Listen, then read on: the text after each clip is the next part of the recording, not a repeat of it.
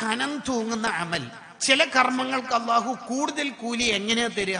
3 കാരണങ്ങൾ വഴിയാണ് കൂലി കൂടുതൽ ഉണ്ടാവുക. ലത്വാഇഫുൽ മആരിഫിൽ പറയുന്നത് 3 കാര്യങ്ങൾ. 1, ഷറഫുൽ മക്കാൻ, സ്ഥലത്തിന്റെ പവർ അനുസരിച്ച് കൂലി കൂടും. ഉദാഹരണത്തിന് മക്കത്തുനിന്ന് ഒരു റക്അത്ത് നിസ്കരിക്കുന്നതിന് ലക്ഷക്കണക്കിന് കൂലിയുണ്ട്.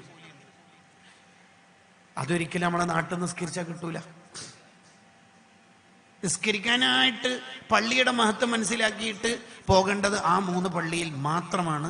ബിദ്അത്ത് നമ്മളിൽ തന്നെ രൂപപ്പെടരുത്. നാട്ടിലെ ജുമാക്ക് പരമാവധി പങ്കെടുക്കുക.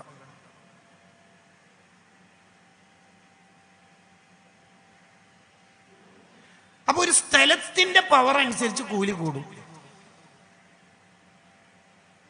അതാണ് മക്ക, മദീന ഒക്കെ പറയുന്നത്.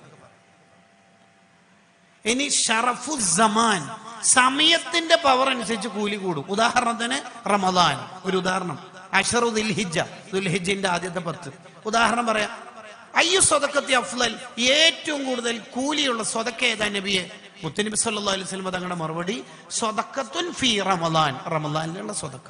കണ്ടോ, അത് ആ സമയത്തിന്റെ പവറാണ്. റമദാനിലുള്ള ഒരു റക്അത്ത് 1000 റക്അത്തിനേക്കാൾ കൂടുതൽ പുണ്യമുണ്ട്. റമദാനിൽ ചെയ്യുന്ന ഉംറത്തും ഫീ റമദാൻ തഅദിലു കഹജ്ജത്തി മഈ, എന്റെ കൂടെ ഹജ്ജ് ചെയ്യുന്ന കൂലിയാണെന്ന് നബിയുനാ റസൂലുള്ളാഹി സ്വല്ലല്ലാഹു അലൈഹി വസല്ലം. എന്താണ് ആ പവർ? അതിനേക്കാൾ വലിയ ഓഫർ ഇനി എന്താ വേണ്ടത്? അതൊരു ആ സമയത്തിന്റെ പവറാണ്. ഇത് പ്രധാന വിഷയമല്ലാത്തതുകൊണ്ട് ജസ്റ്റ് പറഞ്ഞു പോവുകയാണ്. 3-മത്തത് ഷറഫുൽ ആമിൽ, ചെയ്യുന്ന ആളുടെ ഭയഭക്തിയും ഈമാനും ഇൽമൊക്കെ അനുസരിച്ചിട്ട് കൂലി കൂടും. ഉദാഹരണത്തിന് ആലിമിന്റെ, അൽ ആലിം എന്ന് അവിടെ പറഞ്ഞാൽ അൽ ആരിഫു ബില്ലാഹി തആല, അള്ളാഹുവിനെ അറിഞ്ഞുകൊണ്ട് ഇബാദത്ത് ചെയ്യുന്ന ഒരു ആലിമിന്റെ 2 റക്അത്ത് സാധാരണക്കാരായ നമ്മളുടെ 1000 റക്അത്തിനേക്കാൾ പുണ്യമുണ്ടാവും. അവിടെ ആലിം എന്ന് പറഞ്ഞാൽ വെറും ബിരുദം എടുത്തേന്നല്ല അർത്ഥത്തിൽ വെക്കരുത്. അൽ ആരിഫു ബില്ലാ, അള്ളാഹുവിനെ അറിഞ്ഞ് ഇബാദത്ത് ചെയ്യുന്ന. ഇപ്പം ബിരുദം എടുക്കാൻ വലിയ പണിയൊന്നുമില്ല. കുട്ടിയുടെ മോന്റെയോ മോളയാറ്റം ബിരുദാനന്തര ബിരുദ ചടങ്ങിന് പങ്കെടുക്കാൻ പോയ രക്ഷിതാവിന് അവിടുന്ന് ബിരുദം കിട്ടിയ കാലം എങ്ങനെയുണ്ട്? പിന്നെ അതിൻ്റെ ഒന്നും വില കളയരുത്. ഇത്ര കാലം നമ്മൾ ഉലമാ കാത്തു സൂക്ഷിച്ച ഒരു രീതിയുണ്ട്.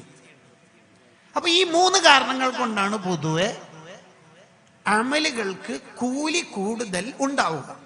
എന്തിനാണ് കൂലി കൂടുതൽ അള്ളാഹു ചില കർമ്മങ്ങൾക്ക് തരുന്നത്? ഇനി അതിന്റെ ഉത്തരാണ് പറയാൻ പോകുന്നത്. ഇമാം നൈസാബൂരി, ഇമാം ബൈഹഖി റളിയല്ലാഹു അൻഹുമ അവരൊക്കെ പറയുന്നതാണ്.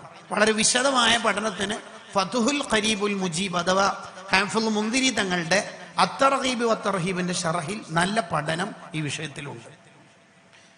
എന്തിനാണ് കൂലി കൂടുതൽ നൽകുന്നത് എന്ന് വെച്ചാൽ അത് നമ്മളോടുള്ള ഒരു റഹ്മത്താണ്. എന്താ റഹ്മത്ത്? എന്തായാലും ഈ മനുഷ്യന്മാരെന്തായാലും ഗീബത്തെല്ലാം പറയൂന്ന് അള്ളാഹുവിന് അറിയാം. നമീമത്തും ഗീബത്തൊക്കെ പറഞ്ഞു പോയിട്ടുണ്ടാവും. പരമാവധി സൂക്ഷിച്ചിട്ടുണ്ട്, എന്നാലും പറഞ്ഞു പോകുന്നു ഉസ്താദ് ഇവന്റെ കളി കൊണ്ട് എന്ന് പറയുമല്ലോ. ചിലപ്പോ ചില ആൾക്കാർ ഈ സൂഫീസ് അഭിനയിക്കുന്ന ആൾക്കാരുണ്ടാവും. അതിൽപ്പെട്ടതാണ് ഓനെ കുറിച്ച് പറയാനുള്ള ഉസ്താദ് എനിക്ക് പലതും പറയാണ്ട്, ഞാൻ ഒന്നും പറയണില്ല. ഫുള്ളായല്ലോ ഭയങ്കര രസമാണ്. അതിന് വേറൊരു മോഡലുണ്ട്, റമദാനാണ് ഉസ്താദെ ഞാൻ ഒന്നും മിണ്ടുന്നില്ല, അതിലുണ്ട് ഫുള്ള്. അത് ബ്രീഫ്ലി എക്സ്പ്ലനേഷൻ എന്നെല്ലാം പറയും, വാർത്ത ചുരുക്കത്തിൽ എന്നെല്ലാം പറയുമല്ലോ, കുറച്ച് വായിച്ചിട്ട്. ശരിക്കും പറഞ്ഞാൽ മറ്റുള്ളവരെ കുറിച്ച് മോശം വിചാരിച്ച് അസ്മ ചെയ്യലും ഒരു ഗീബത്താ. മുഗ്നിൽ മുഹ്താജ് തഹ്ഖീഖാക്കുന്നുണ്ട്. മോശം ഒരാളെ കുറിച്ച് എപ്പോൾ നമുക്ക് മോശം വിചാരം, അതൊരു ഗീബത്ത് തന്നെയാണ്. നമ്മൾ ആരെയും മോശം വിചാരിക്കരുത്. അങ്ങനെ വല്ലതും സംഭവിച്ചു പോയ ചില മനുഷ്യന്മാരുണ്ടാവും. ഇവരെ രക്ഷപ്പെടുത്താനാണ് അള്ളാഹു അമല് മുളാഫാക്കണത്, കൂലി കൂടുതൽ. ഉദാഹരണം പറയാം, സുബ്ഹാനല്ലാഹ് റമളാനിലെ 1000 സുബ്ഹാനല്ലാഹ് കൂലി. അപ്പൊ ഈ ചങ്ങായി ആഖിറത്തിലെത്തി രക്ഷപ്പെടാൻ ഇങ്ങനെ വിചാരിച്ച് നിൽക്കുമ്പോഴാണ് ഇയാളെ കുറിച്ച് പരാതിയായിട്ട് 2-3 നാൾ വരുന്നത്. എന്താണ് പ്രശ്നം? ഇവന് ഗീബത്ത് പറഞ്ഞു, അതുകൊണ്ട് കിട്ടാണ്ട് പോവില്ല. ആ ശരി. അപ്പൊ ഇയാളെ സുബ്ഹാനല്ലാഹിന്റെ 1-ാമത്തെ ആ കൂലി ഉണ്ടല്ലോ, അസല് കൂലി, അത് കൊടുക്കും. മതിയാ? 999 ഉണ്ടോ? നമ്മളെ കഴിച്ചലാക്കാനാണ്. എന്താണ് റഹ്മത്ത് നോക്കിയേ. അള്ളാഹ്ക്ക് എങ്ങനെ എങ്ങനെയെങ്കിലും നമ്മളെ സ്വർഗത്തിലേക്ക് എത്തിക്കണം എന്നാണ് ആഗ്രഹം. അതിനാണ് ഈ ഓഫർ എല്ലാം അള്ള തരുന്നത്. അല്ലാതെ നരകം എന്ന് പറയുന്ന ഒരു കമ്പനി അള്ള സൃഷ്ടിച്ചിട്ട് ഇബ്ലീസ് എന്ന ഗുണ്ടകളെ അയച്ചിട്ട് സ്റ്റാഫിനോട് മൊത്തത്തിൽ കോർപ്പറേറ്റഡ് മുതലാളി പറയണ പോലെ എല്ലാവരും വരി, ഈ കൊല്ലം ഏഷ്യയിൽ നിന്ന് മാത്രം നമുക്ക് 1 ലക്ഷം ടീമിനെ കിട്ടണം നരകത്തിലേക്ക്. പിന്നെ യൂറോപ്പിൽ നിന്ന് ഒരു 2 ലക്ഷം വന്നോട്ടെ. ഈ അർജന്റീന ബ്രസീൽ ഭാഗത്തു നിന്ന് ഒരു 50,000 കിട്ടിയാൽ മതി. ഇങ്ങനെ കോർപ്പറേറ്റഡ് മുതലാളി സ്റ്റാഫിന് എംപ്ലോയീസിന് ടാർജറ്റ് കൊടുക്കണ പോലെ ഇത്ര ലാഭം ഉണ്ടാക്കണം എന്നല്ല അള്ള പറയണത്. എന്താ പറയുന്ന അറിയാം, ഈ റമദാനിൽ ഇൻഷാ അല്ലാഹ് ഓരോ മഗ്‌രിബിന്റെ സമയത്തും 1 ലക്ഷം ആളെ നമുക്ക് നരകത്തുനിന്ന് ഒഴിവാക്കാം. ആരാ? ഫുളൈൽ ഇബ്നു ഇയാദ് അങ്ങളെ, ഇബ്രാഹിം നദു അങ്ങളെയല്ല. കുല്ലുഹും ഇസ്തൗജബുന്നാറ, നരകം ടിക്കറ്റ് കൺഫേം ആയ ടീമിന് അവരെ മോചിപ്പിക്കും. വെള്ളിയാഴ്ചയായ പിന്നെ ഓഫർ എത്ര? എന്നിട്ട് നരകത്തുനിന്ന് രക്ഷപ്പെട്ടിട്ടില്ലെങ്കിൽ കിതാബ് ചോദിക്കുക ഫമത്ത, പിന്നെ എപ്പോഴാ ഓൻ റമദാൻ വന്നിട്ടും പൊറുപ്പിച്ചിട്ടെങ്കിൽ ഫമത്ത, പിന്നെ എപ്പോൾ? ഭയങ്കര ചോദ്യം. ഇനി മസൂദ് സഖാഫി ഉസ്താദിന് റമദാൻ ഉണ്ടോ? നമ്മളുടെ ഉപ്പാപ്പ ഉമ്മാമ മരിച്ചുപോയവർക്ക് റമദാൻ ഉണ്ടോ? നമുക്കിനി റമദാൻ ഉണ്ടാവോ നമുക്കറിയോ? ഫമത്ത, ആ ചോദ്യം നമ്മളെ ഹൃദയത്തിൽ ഒട്ടിച്ചു വെക്കണം.